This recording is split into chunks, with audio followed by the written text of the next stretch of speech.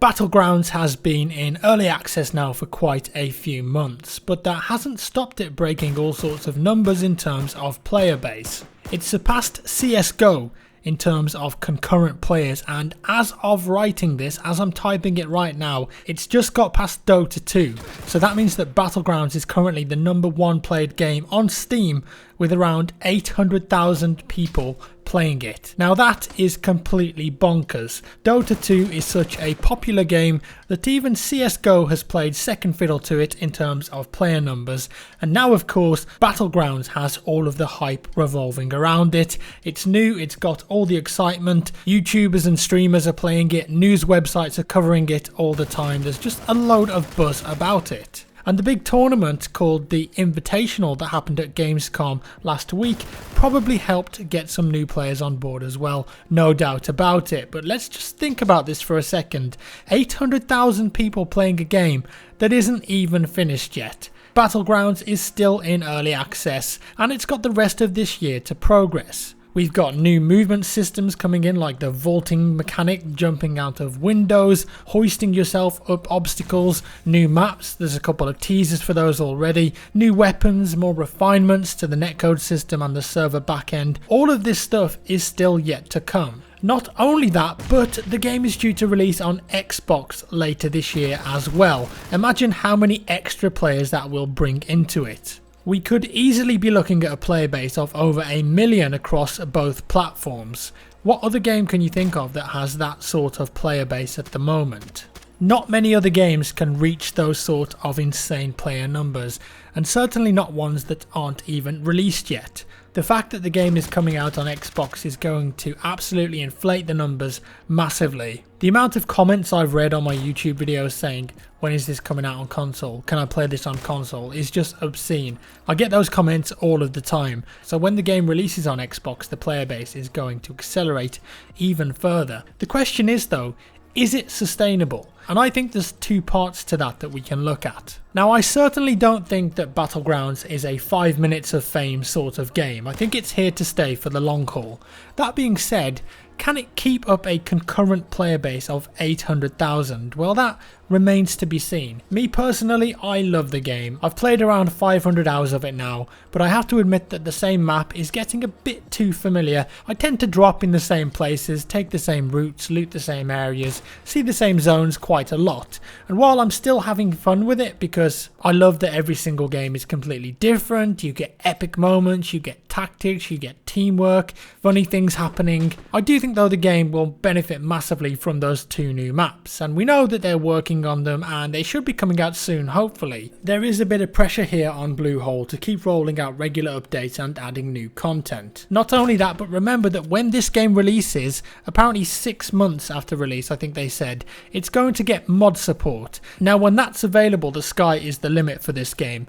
Community made weapons, maps, full mods, total conversions, perhaps a World War II mode or a sci-fi mod or armoured vehicles. What about if someone does a Star Wars Battle Royale? You name it. The community is capable of producing it. And when you've got a game that's got an incredible player base, that then opens itself up for an entire community to mod it however they see fit. You're already onto a winner here. Now we don't know what mods will be like in the game, if they'll be charged for or if they'll just be free. I think we'll just have to wait and see for that. And you know what, I actually think that there's an interesting correlation between CSGO's numbers dipping and Battlegrounds numbers increasing. I'm seeing a lot of CSGO players, including top level pros, playing a load of Battlegrounds. It's a fantastic release, it's super different from CSGO, but it still gives a big skill gap and a challenge. Shroud, for example, he used to play for Cloud9, is a great example of this. He's an amazing player. He plays tons of Battlegrounds and has now actually transitioned to a full-time streamer, and he gets between 30 to 40,000 people sometimes watching him at once on Twitch. Don't get me wrong though, CSGO's player numbers are hardly low, 500,000 people, concurrent is no joke, but I do feel that Battlegrounds has taken the limelight away from CSGO a lot. It's a new PC game that's fresh and exciting, and it's a game where you can come and chill with your friends, but also focus up and get those epic clutch moments when you need to. I personally just don't feel the same buzz about Counter-Strike that I used to. Perhaps a big Source 2 update and some more pistol tweaks could bring me back to the game, we'll see, but for a long time now I've had no desire to play CSGO. Now at Gamescom we also saw the first real eSports competition for Battlegrounds. They had 4 tournaments there: solos, duos, first person duos and then squads. Each mode had 3 games apiece, with a point system being awarded for overall placement and for kills. And I'd definitely say that this was a learning experience for Bluehole, the developers, and they can take a lot away from it. They hooked up every player's PC to a monitoring system, and flicking between perspectives wasn't great at times if you were watching the stream, often switching out of the action at the worst possible moments. But as the days went on, it progressed and got a lot better.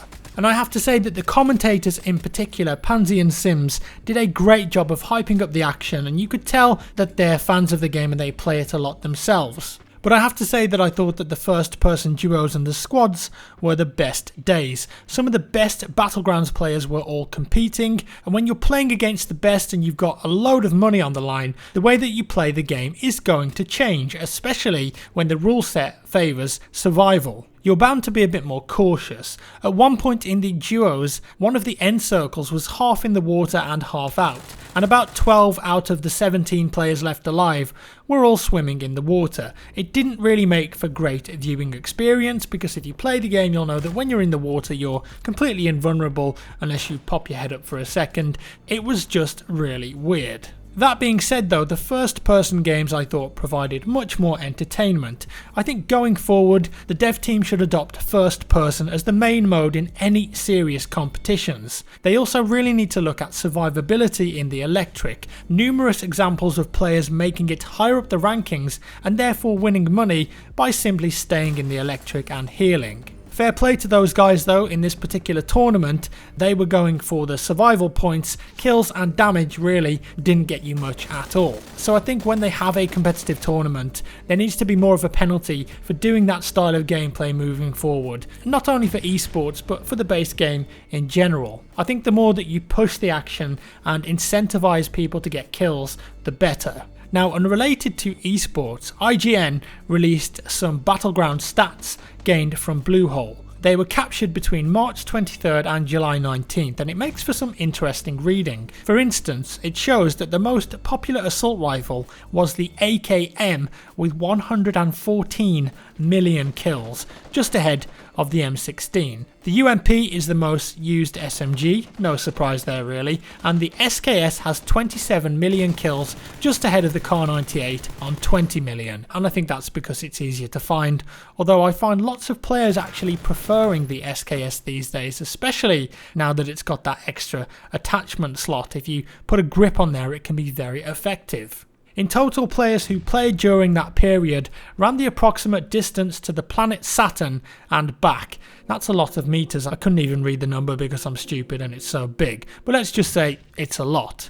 And during that period though, around 10.2 million games of Battlegrounds were played, and that is a staggering amount. Now before I go, a little bit of a giveaway for you guys. I hooked up with Nvidia and we're giving away a GTX 1080 Ti graphics card. It's one of the best graphics cards you can buy at the moment. Absolutely insane performance. And we did like a Destiny 2 live stream the other day, but if you want a chance of winning one of these graphics cards, there's a tweet that I've got on the screen now, and I'll also link it down in the description below. All you've got to do is retweet that tweet and maybe you'll get lucky and win yourself a shiny new GTX 1080 Ti. It's a global giveaway too, which means that absolutely anyone can enter, and the winners will be picked I think in 6 days from now, so get retweeting if you want a chance of winning. Also, join my Discord, discord.gg/jackfrags. It's really cool, loads of nice people on there. We've got a little community building at the moment. Discord is completely free as well if you haven't got it installed.